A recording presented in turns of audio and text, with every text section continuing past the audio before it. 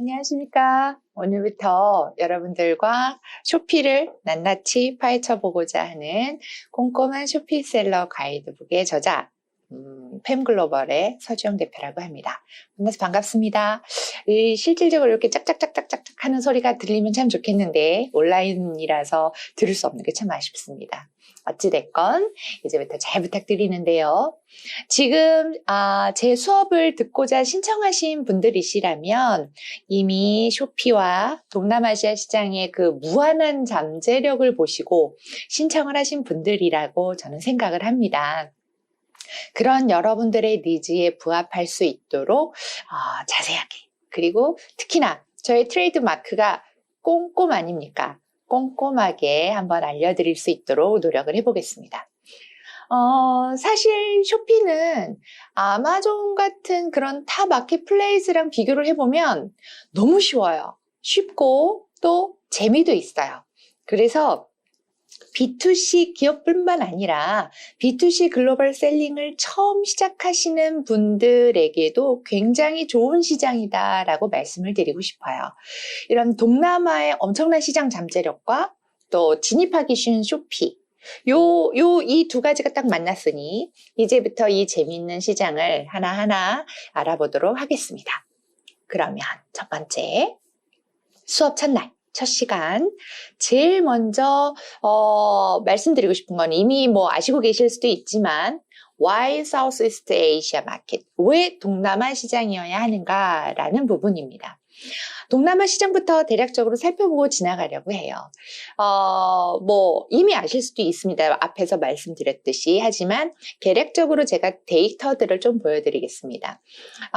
여러분들이 그동안에 생각하고 있었던 동남아 시장이랑 얼마나 잘 부합이 되는지 한번 생각해 보시기 바랍니다. 먼저 한번 서두로 질문을 던져본다면 여러분들은 동남아 시장을 잘 아십니까? 라는 질문을 드려볼 수 있겠죠. 왜냐하면 솔직하게 좀 말씀을 드려서 이실직고하자면 저는 몇 년 전까지만 해도 조금 동남아시아 사람들한테 미안한 말이지만 동남아시아 시장을 좀 무시한 경향이 있었거든요. 그러다가 라자다도 보고 했지만 특히 이 쇼피를 시작을 하면서 그 편견이 와장창 박살이 났습니다. 이 중에는 저와 같은 분은 안 계실 거라고 믿어요. 아까 조금 전에 말씀드렸듯이 이제부터 제가 보여드릴 이 그래프와 데이터들은요, 전부 다 온라인, 그리고 전자상거래, 이쪽과 굉장히 밀접한 관련이 있는 자료들입니다.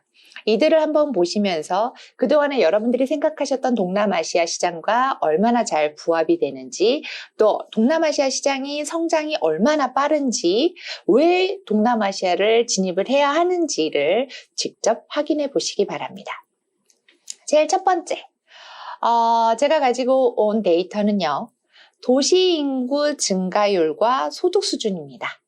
먼저 왜 이걸 가지고 왔느냐? 우리나라도 마찬가지지만요. 시골보다는 도시에서 소득 수준이 또 낮은 것보다는 높은 쪽에서, 그리고 노인 인구가 많기보다는 젊은이가 많은 쪽에서 우리 온라인 거래, 전자상거래가 활발히 성장을 하고 활발히 이루어지는 거는 우리 다 아시잖아요. 그래서 이걸 가지고 온 건데요. 동남아시아의 2017년 인구 한번 볼까요? 2017년 인구를 보면 6.5억 명입니다. 그런데 2050년 동남아시아의 인구는 툭 7.8억 명으로 성장을 할 것이라고 예상을 어디서 했느냐? 월드뱅크에서 했어요. 그런데 같은 요 인구 증가에 비교했을 때의 동기간, 도시인구의 비율을 보면 2017년 40%인데 2050년에는 67%로 껑충 뛸 거라고 예상을 하고 있는 거죠. 그런데다가 이것만이 다가 아니고 또 1인당 세계 평균 소득 추이를 좀 보시면, 자, 여기 2009년에서 14년까지는 파란색이고요. 14년에서 19년까지는 빨간색, 19년에서 2024년까지는 연두색으로 지금 표시가 되어 있는데, 세계 평균이 2009년에서 14년에는 2%, 2014년에서 19년은 1.5%, 그리고 2019년에서 2024년은 1.2% 수준으로 소득 추이가 변경이 된다라고 했습니다.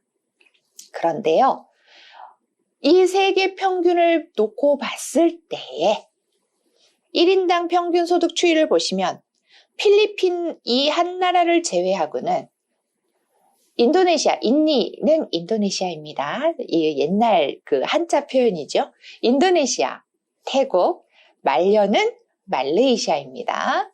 싱가포르, 모든 나라의 소득 추이가 세계 평균을 훌쩍 뛰어넘은 수준입니다. 엄청나게 높은 수준으로 상회하고 있는 것을 여러분들은 보실 수 있는 거죠. 자, 이게 첫 번째 데이터였습니다. 두 번째 한번 볼까요? 두 번째는요, 2019년입니다. 작년 8월에 발표한 동남아시아의 인터넷 보급률이에요. 쇼피가 진출해 있는 6개 나라에 지금 쇼피가 진출해 있죠. 동남아시아. 싱가포르 보겠습니다. 진출해 있는 나라. 싱가포르. 동남아시아의 인터넷 보급률이 85%입니다. 말레이시아 83%입니다.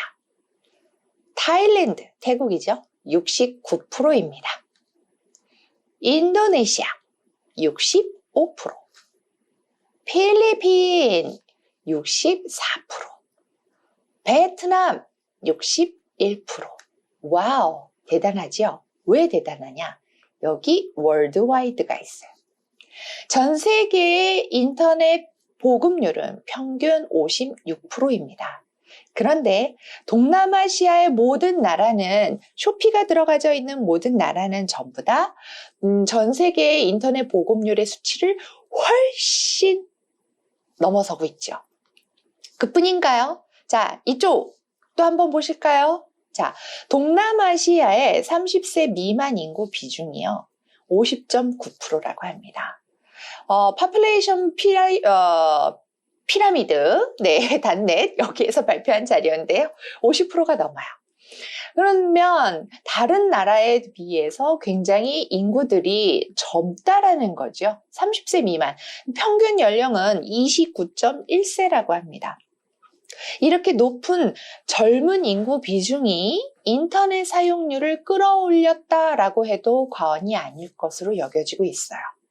이게 지금 두 번째 보여드린 데이터들입니다. 세 번째를 볼까요? 조금 전에는 인터넷 보급률이었으니까 이번에는 모바일 보급률입니다. 모바일 보급률 한번 보시면 2018년 유럽은 119% 모바일 보급률이, 남미는 115%, 북미 103%, 동아시아 103%, 서남아시아 중동 91%라고 했는데 동남아시아는 무려 141%의 모바일 보급률을 보이면서 어마무시한 1위를 차지했습니다. 그러다 보니 구글의 동남아시아 법인 라잔 아난단이라고 발음하기도 어려워요. 이 부대표가 이런 말을 했더라고요. 인터뷰에서, 어디 2018년 CNBC 그 인터뷰에서 동남아시아 6개국의 인터넷 그 신규 이용자는 매달 300만 명에 이르며 거의 모두 모바일 기기로 인터넷을 이용하고 있다라고 이렇게 인터뷰를 한 적이 있었어요.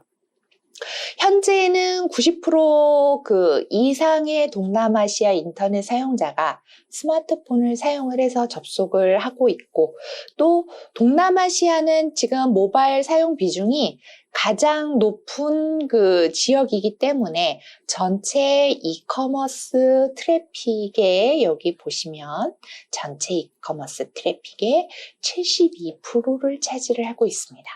그러면 이게 얼마나 높은 수치냐? 러시아 20%, 미국 40%. 이거랑 비교를 해보면 72%라는 건 얼마나 큰지 여러분들이 당장 눈앞에서 보실 수 있을 거라고 생각이 들어요. 근데 이거는 지금 2018년 자료잖아요. 그래서 제가 다음 장에서 2019년 자료를 다시 한번 가지고 와봤어요. 자, 열심히 찾았습니다, 자료를.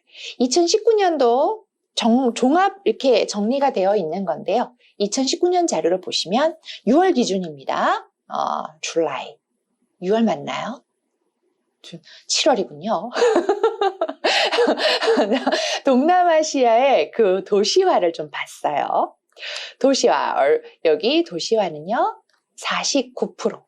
모바일 사용률은 129%로, 아까 2018년도에 모바일 사용률은 141%라고 했는데 약간 좀 떨어졌죠. 그런데 나머지 것들을 한번 보세요. 여기 지금 인터넷 사용자는 63%더 올랐죠. 여기 앞장에서 쪽에서 평균 60%대 정도 요 전체를 놓고 하면 그랬는데 약간 더 상승했습니다. 그 다음에 여기 소셜미디어입니다. 소셜미디어를 사용하는 사용자가 57%.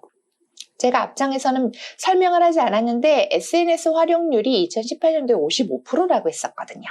그런데 조금 더 올랐어요. 그리고 소셜미디어를 이용하기는 이용하는데 모바일을 이용해서 소셜미디어를 이용하는 비율이 56%라고 합니다. 대단하죠? 이 129% 이것도 참 대단한 수치인데 2018년도에 비해서 약간 조금 129%로 모바일 사용률이 약간 떨어졌다라는 거를 빼고 나서는 모든 수치가 전부 다 2018년도에 비교를 했을 때 1년 동안에 10% 이상씩 특히 인터넷 사용자가 10% 이상 증가하고 모든 수치들이 상향된 것을 여러분들이 보시는 거예요. 그렇다면 또 다른 거를 한번 볼까요? 이렇게 증가를 하다 보니까 다시 또 싱가포르 국영구 투자회사인 테마섹과 구글이요. 2019년 그 동남아시아 시장이 최소 3억 6천, 여기 보이시면 3억 6천만 명이 인터넷을 사용을 하고 있고 이 3억 6천만 명이면 이 수량이 이 인구가 이게 얼마냐면 한국의 약 8배, 여기 해놨죠? 한국의 약 8배. 한국의 약 8배 수준이라고 되어 있는데 이렇게 많은 인구가 인터넷을 사용을 하고 있고요. 또 지속적으로 젊은 세대, 특히 모바일에 친숙한 15세에서 19세의 그 젊은 유저들이 자꾸 들어오면서부터 이 부분이 더 중요합니다. 이 부분이 완전 중요한데 콕 집어서 유저가 증가를 하고 있기는 한데 특히 향후 15년간 1,500만 명의 인구가 이 1,500만 명의 인구가 누구냐면요. 동남아시아 6개 국가 중에 여기 회색이라 잘 안 보이실 것 같은데 여기 뭐라고 되어 있냐면 요 회색 26%인데요. 여기 진한 회색 7%는 65세 이상 인구고요. 파란색의 인구는 15세에서 64세 인구예요. 요 흐리뭉텅한 이 색은 0에서 14세를 말해요.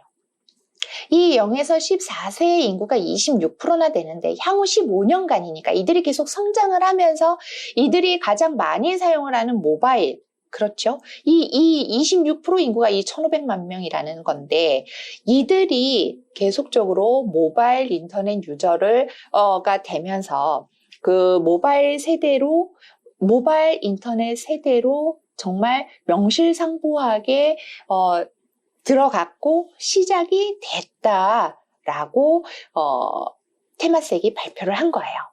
여기서 하나 더 해볼까요? 여기 적어는 놨는데 약 15년간 1,500만 명이 모바일 세대로 들어간다라고 하면 이게 1년간 1,500만 명을 15년이니까 나누면은 매년 100만 명이 늘어난다라는 거잖아요. 이 100만 명의 유저가 울산광역시 인구수랍니다. 참 대단하죠? 동남아시아가 이렇게 크고 이렇게 잠재력이 있고 이렇게 빠른 시장이에요. 그러다 보니 역시 테마섹에서 이렇게 발표를 해요. 인터넷과 모바일 인프라를 기반으로 해서 동남아시아 전체 소매 판매에서 전자상거래 시장 규모가 2015년 55억 달러에서 2025년 1,530억 달러로 급 상승할 것이다. 급 성장할 것이다. 라고 예상을 한 거죠. 그래서 여기 제가 또 적어 놓은 거를 보시면 역시 같이 발표를 한 건데 2025년까지 동남아시아의 전자상거래는 10억 달러 이상의 가치를 가지며 이는 이 지역 인터넷 경제 총 가치의 40% 이상이 될 것이다 라고 전망을 했다는 겁니다. 실로 엄청난 거예요. 그런데 사실 현재까지 제가 지금 보여드린 이 모든 통계와 예측 데이터들은 올해 있었던 코비드-19, 코로나가 있기 이전의 예상치들입니다. 코로나가 생기면서 있음으로 인해서 많은 산업군들이 치명적인 치명타를 입었지만 사실 전자상거래는 굉장히 호황이었던 것을 여러분들은 아실 겁니다. 코로나로 인해서 한층 더 전자상거래 산업의 성장이 가속화가 될 것은 앞으로도 코로나가 종식이 된 이후에도 자명할 것이고 그렇다면 동남아시아의 성장은 더욱 빨라지겠죠. 요거는 그냥 말하지 않고 넘어갈까 하다가 요거 하나 그냥 기본 저희 상식으로 하나 말씀을 드리자면 CAGR이라고 하는 게 무슨 의미냐면은요. 이거는 Compounded Annual Growth Rate의 약자입니다. 그래서 연평균 수익률을 의미하는 거예요. 수년간의 성장률의 평균을 환산한 수치니까 CAGR이 39%라는 건 이건 엄청난 거죠. 자, 아무튼 이렇게까지 예측이 되고 있는 동남아 시장이에요. 그래서 지금은 2025년까지의 예측이잖아요. 한 발 더 찾아봤습니다. 2030년. 왜냐하면 2030년에 우리나라도 또 하나의 뭔가가 있거든요. 말씀을 드리자면 2030년 동남아시아가 이렇게 될 거다라고 또 전망치를 내놨는데 2030년 동남아시아는 인도, 중국 다음으로 세계에서 세 번째로 높은 성장률을 기록을 할 것이다. 두 번째, 1.4억 명, 1억 명이 넘는 1.4억 명이 새롭게 소비자로 들어오면서부터 전 세계 소비자의 16%를 차지할 것이다. 그리고 세 번째, 폭발적으로 인구가 늘어나면서 7억 명이 넘는 인구를 보유하게 될 것이다. 이렇게 전망치를 내놨습니다. 왜 제가 2030년이라는 걸 갖고 왔냐면 우리는 인구수가 되게 중요하다. 특히 산업이나 나라의 경제 지표나 이런 거에 있어서 인구수가 대단히 중요하다는 걸 알잖아요. 그런데 2030년 우리나라는 2030년을 정점으로 해서 인구수가 급감을 한다라고 발표가 되어 있었거든요. 마음이 좀 안 좋죠. 그러니 더더욱 우리는 해외로 좀 진출을 더 빠르게 해야 되지 않을까 하는 잠시 샛길이기는 했는데 요걸 그래도 알려드리고 싶었어요. 우리 한국과 동남아시아가 어떻게 이렇게 차이가 나는가. 잠깐 샛길 접고 다시 본론으로 돌아와서 이제 조금 더 하나를 더 이야기를 해보겠습니다. 잊지 말아야 될 부분이 또 하나가 있어요.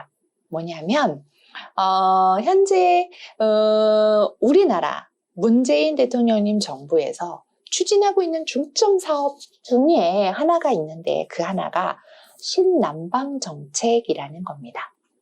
그리고 쇼피가 진출해져 있는 그 6개 나라들이 전부 다 신남방 정책의 중심 국가들이에요. 이 정책으로 인해서 한국과 아세안 국가들이 굉장히 긴밀한 관계를 형성을 하고 있고 한국이 아세안 국가들에게 투자도 많이 하고 있거든요. 그러면서 한류 열풍도 있지요. 거기에 한국 정부가 투자를 하면서 관계가 개선이 되면서 한국에 대한 신뢰까지 높아지고 있어요. 특히 올해 코로나로 인한 한국 방위 산업 이거는 방역 이쪽은 다 말할 것도 없었지요. 이렇게 높아지고 있는 상황이거든요. 그러다 보니 동남아시아인들의 한류 문화에 대한 사랑이 더욱 거세고 커지고 있는 거죠. 여기 적어놨죠. 컨텐츠를 통한 한국 문화 경험 인구가 3억 5천만 명이다. 네, 3억 5천만 명이라는 이 어마어마한 수치가 TV, 드라마 등을 통해서 한국 컨텐츠를 경험을 했고요.